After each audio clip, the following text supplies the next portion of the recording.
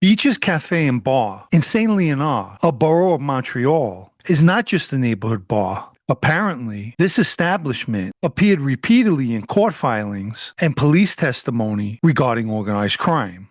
This past Monday night at 10:30 p.m., the Montreal police received 911 calls reporting gunshots fired at Beach's. At the time, the bar still had patrons, but luckily, no one was injured. According to police reports, bullet holes were visible on the outside of the bar, and shell casings were discovered nearby on the ground.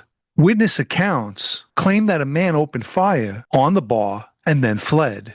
On December 4, 2025, just last month, a 911 dispatcher received a report at 5:25 a.m. involving a small fire at the base of a fence behind Beach's. Firefighters were able to put the fire out and found flammables at the scene.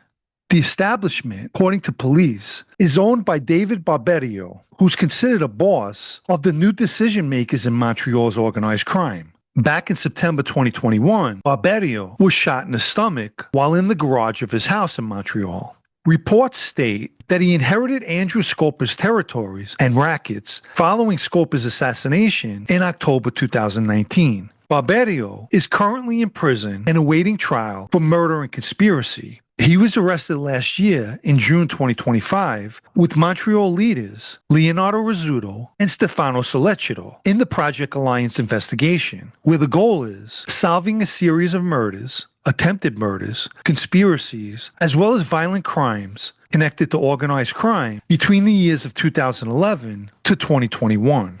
Court testimony in 2007 identified Beach's as a hangout for people who were under investigation at the time and named as Montreal Mafia bosses, Nicola Rizzuto and Francesco Del Basso.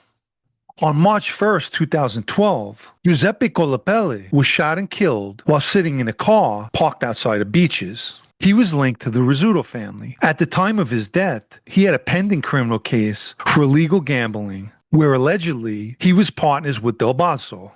11 years later, in June of 2023, Del Basso was shot to death in the parking lot of a gym. As most viewers know, Canada and its organized crime members are extremely violent, even to the point of carrying out broad daylight hits. But since last year, businesses in Montreal and Laval linked to organized crime have been targeted by random shootings and arson. On December 4th, 2025, La Salle's Bar San Remo was hit by bullets. La Dolce Vita, a restaurant bar, was also shot up. Cafe Azzurri, also located in Laval, was shot up as well. Hendrick's Tapas Bar in Montreal was targeted by arson. All these acts are far from random. Both the police and journalists describe these incidents as intimidation and message sending. Montreal's organized crime, whether it be the Mafia, biker, or street gangs, often use these tactics as a warning to owners and at times competitors, or more often than not, rivals. This can include paying protection money, preventing someone from speaking to law enforcement, or displaying dominance over a certain territory. The shootings are sometimes acts of revenge over disputes for the control of drugs, gambling, loan sharking, extortion, etc. The arsons at times force people into compliance, such as paying. Fires can also destroy evidence or other criminal activity, but overall, it's a visible threat, signaling serious consequences. For instance, this time it was a small fire, next time we'll burn the entire place down. Montreal's bars and restaurants are perfect targets because of cash flow. Many are cash-intensive businesses, easy for money laundering.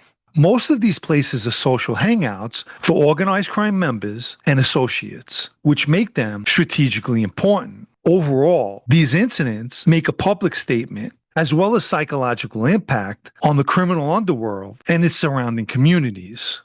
These attacks, mainly from 2025 to 2026, are definitely a coordinated wave of violence and by no means isolated incidents. The combination of shootings and arson indicate a mix of intimidation, retaliation, and attempts to assert control over Montreal's criminal underworld, as well as the nightlife and economy. Investigations into the incidents appear to involve smaller gangs or mafia-affiliated offshoots. acting on behalf of or in coordination with larger criminal organizations. The smaller groups or gangs are often tasked with carrying out intimidation, shootings, and arson. While the Hells Angels and other biker gangs are active in Montreal, it's believed the bar shootings and arson incidents are primarily linked to Mafia factions. The reason being is the targets are strategically chosen for their organized crime connections. To no surprise, there's obviously an ongoing power struggle taking place in Montreal. And as a criminal tactic, targeted shootings and arson against Montreal's nightlife and hospitality sector is playing a central role. Law enforcement has deployed special units that focus on organized crime and extortion-related violence. The police are using intelligence-led strategies, including surveillance of known mafia hangouts, monitoring bars and restaurants that have been targeted or at risk, as well as tracing the firearms and materials used in the attacks. Investigators continue to connect individual incidents to a larger pattern, something that will help identify the perpetrators and the organizations behind them. In the past, arson attacks led to suspects, including people linked to the Mafia, factions, or proxy gangs under their control. More importantly, these incidents are being investigated as part of broader organized crime probes. The overall goal is not just arrest, but disrupting the structure and influence of the Mafia in Montreal by dismantling protection rackets, seizing assets and illegal weapons, and prosecuting certain leaders or shot callers to reduce future violence. Those responsible profit indirectly and directly from these incidents. If you haven't liked this video yet, please take the time now and give it a like, as it helps with YouTube's algorithm. Anyone who'd like to show their appreciation for videos like this, or more importantly, help me to continue making them, you can donate with the Super Thanks icon down below, or through the PayPal Cash App links in the video's description. Let me quickly mention my blog, also called Sit Down News, especially for those of you who still enjoy reading.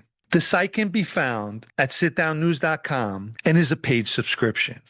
The incarceration of Leonardo Rizzuto and Stefano Sollecito, key bosses in the Mafia in Montreal, create a power vacuum and a leadership gap, something that triggered internal disputes and challenges from rivals in the past. Yet historically, Montreal's Mafia has survived periods of incarceration of its leaders due to their delegating authority and control to trusted key members. If we further study the history of Montreal's Mafia, they punish rivals by killing anyone who defied them or their orders. The Rizzuto family are extremely capable of reserting dominance. So I predict there will be at least one or several hits taking place in the near future to put an end to this pattern. I guess only time will tell.